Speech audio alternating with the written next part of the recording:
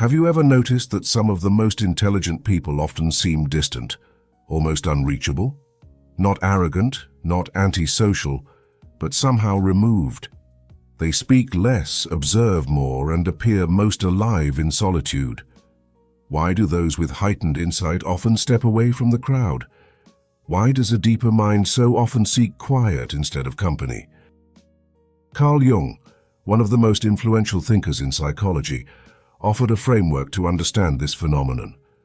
For Jung, the journey toward becoming a whole integrated individual often involves turning away from collective expectations and toward the hidden depths of the self.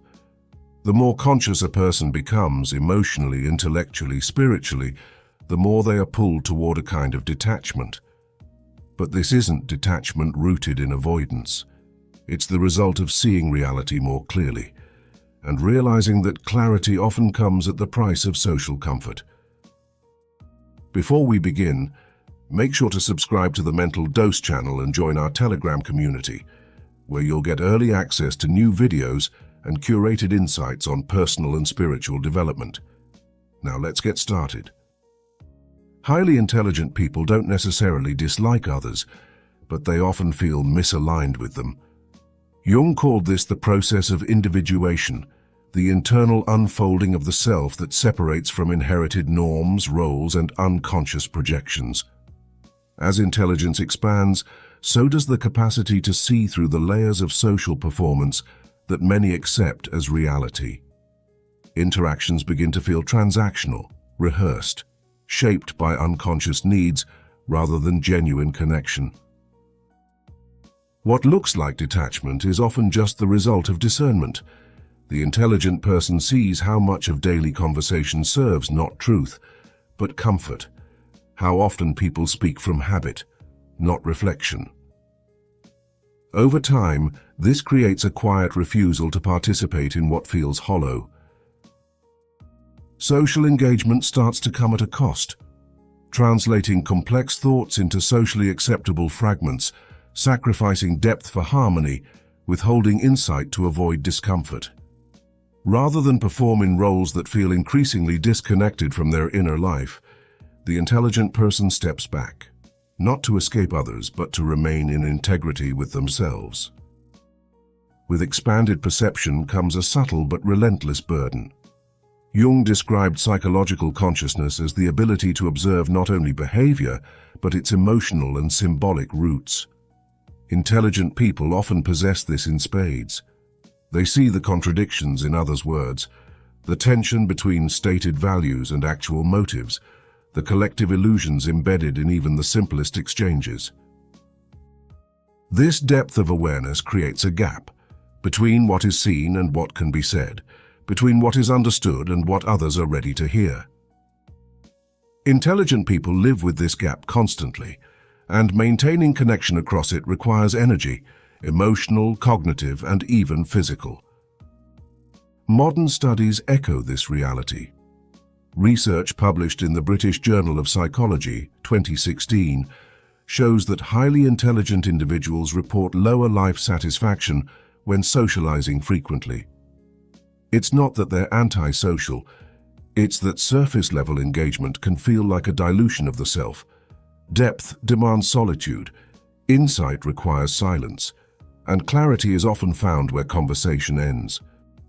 As awareness intensifies, so does the need to protect it. The intelligent person becomes increasingly aware of their internal energy and of how easily that energy is scattered in environments that lack reciprocity or depth. Jung understood that consciousness isn't static. It's a dynamic state that requires attention, care, and conservation. This leads to what could be called emotional economy, a natural, intuitive strategy of investing only in relationships that nourish rather than drain. Intelligent individuals become more selective, not because they are cold, but because they are sensitive. Every interaction is weighed against a deeper cost. Does this relationship align with my values? Does this conversation deepen or distract? Will this connection bring clarity or confusion? Daniel Goleman's research on emotional intelligence supports this selective engagement. People with heightened awareness experience more emotional data in each exchange. That sensitivity can become overwhelming when constantly exposed to noise, contradiction, or shallow interaction. And so detachment becomes not withdrawal, but precision. Before we go on, if this exploration is offering you a new lens to understand yourself or someone you care about, consider sharing it with someone who might resonate with it. And if you'd like to support the creation of content that goes beneath the surface, you can click the thanks button below. Every gesture of support helps us keep this work alive and thoughtful. Let's keep going. The deeper the awareness, the more isolated the experience becomes. But it's not the kind of loneliness that comes from being physically alone. It's the loneliness of watching the world unfold through multiple lenses, while most see only one. Conversations that seem simple become layered with meaning.